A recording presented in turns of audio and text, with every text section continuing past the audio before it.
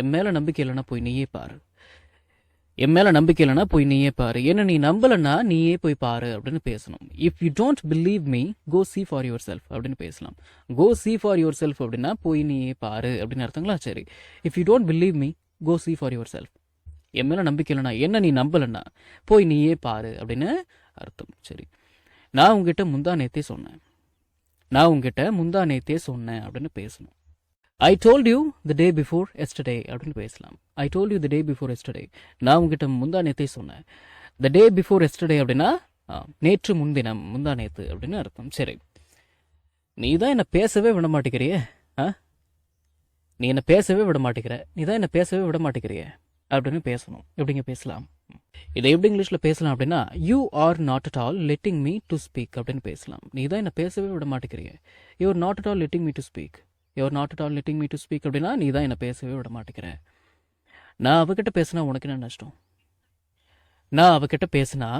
நஷ்டம் அப்படின்னு பேசணும். எப்படிங்க பேசலாம்? What will you lose if I talk to her அப்படின்னு பேசலாம். What will you lose if I talk to her. நான் அவகிட்ட பேசினா உனக்கு என்ன நஷ்டம் அப்படின்னு அர்த்தம். இதையா தேடிட்டு இருக்க? இதைத்தான் தேடிட்டு இருக்கியா அப்படின்னு கேட்கணும். This is what you are looking for அப்படின்னா இதைத்தான் நீ தேடிக்கொண்டு இருக்கிறாய் அப்படின்னு அர்த்தம். Is this what you are looking for அப்படின்னா இதைத்தான் தேடிட்டு இருக்கியா, இதைத்தான் தேடிக்கொண்டு இருக்கிறாயா, இதையா தேடிட்டு இருக்க அப்படின்னு அர்த்தம். இதை போல நடந்து கொள்ளாதே அப்படின்னு பேசணும். இந்த மாதிரி நடந்துக்காத. டோன்ட் பிஹேவ் லைக் திஸ் அப்படின்னு பேசலாம். லைக் திஸ் அப்படின்னா இதை போல, இந்த மாதிரி அப்படின்னு அர்த்தங்களா? சரி, டோன்ட் பிஹேவ் லைக் திஸ், இந்த மாதிரி நடந்துக்காத அப்படின்னு அர்த்தம். நான் சொல்றத நீ நம்புறல்ல அப்படின்னு கேட்கணும். இதை எப்படி இங்கிலீஷ்ல பேசலாம் அப்படின்னா, you believe what I am telling you don't you. You believe what I am telling you அப்படின்னா நான் என்ன சொல்கிறேனோ அதை நீ நம்புகிறாய். டோன்ட் யூ, இல்லையா அப்படின்னு அர்த்தம். நம்ம தமிழுக்கு ஏற்ற மாதிரி சொல்லணும் அப்படின்னா, நான் சொல்றதை நீ நம்புறல்ல, you believe what I am telling you don't you. நான் சொல்றதை நீ நம்புறல்ல அப்படின்னு அர்த்தம். சரி, இங்கே தனியாக என்ன பண்ணிட்டு இருக்க அப்படின்னு கேட்கணும். இங்கே தனியாக என்ன செய்து கொண்டிருக்கிறாய். What are you doing here alone அப்படின்னு கேட்கலாம். What are you doing here alone. இங்கே தனியாக என்ன பண்ணிட்டு இருக்க, இங்கே தனியாக என்ன பண்ணிக்கிட்டு இருக்க அப்படின்னு அர்த்தங்களா? சரி, தப்பாக எடுத்துக்காத. அவன் எல்லாத்துக்கிட்டையுமே இப்படி தான் பேசுவான்.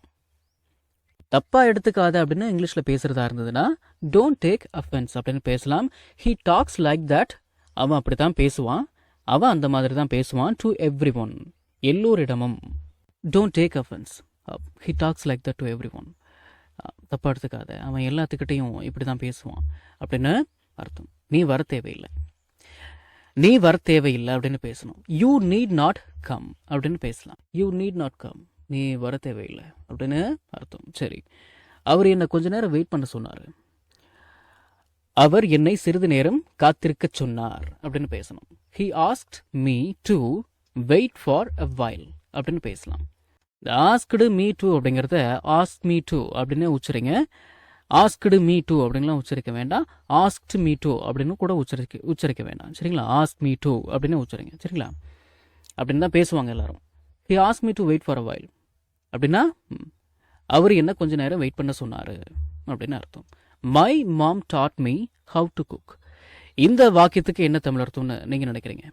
My mom taught me how to cook அப்படின்னா எங்கள் அம்மா தான் எனக்கு எப்படி சமைக்கணும்னு கற்றுக் கொடுத்தாங்க. My mom taught me how to cook. ஆச்சுங்களா? சரி, அவன் முன்ன மாதிரி இல்லை அப்படின்னு பேசணும். He is not like he used to be அப்படின்னு பேசலாம். He is not like he used to be. அவன் முன்ன மாதிரி இல்லை அப்படின்னு அர்த்தம். She always gets up early in the morning.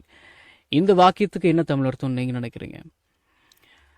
கொஞ்சம் யோசிக்கலாமே. அவள் எப்பயுமே காலையில் நேரமாகவே எழுந்திரிச்சிருவா அப்படின்னு அர்த்தம். She always gets up early in the morning.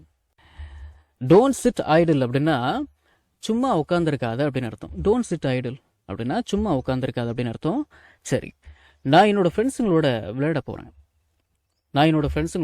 போகிறேன் அப்படின்னு பேசணும். I am going to play with my friends அப்படின்னு பேசலாம். I am going to play with my friends. நான் என்னோட ஃப்ரெண்ட்ஸுங்களோட விளையாட போகிறேன் அப்படின்னு அர்த்தம். இது உனக்கு தேவையில்லாத விஷயம்.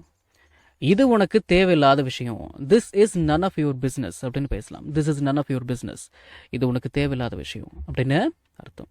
அவர் சாப்பிட போயிருக்காரு அப்படின்னு பேசணும். எப்படிங்க பேசலாம்? இது எப்படி இங்கிலீஷில் பேசலாம் அப்படின்னா, he has gone for lunch அப்படின்னா அவர் சாப்பிட போயிருக்காரு அப்படின்னு அர்த்தம். அவர் லஞ்சுக்கு போயிருக்காரு, he has gone for lunch ஆச்சுங்களா? சரி, அவர்களுக்கு குழந்தை இல்லை அப்படின்னு பேசணும். எப்படிங்க பேசலாம்? அவர்களுக்கு குழந்தை இல்லை. They don't have any children அப்படின்னு பேசலாம். They don't have any children, அவர்களுக்கு குழந்தை இல்லை. சரி, அவருக்கு குழந்தை இல்லை அப்படின்னு பேசணும்.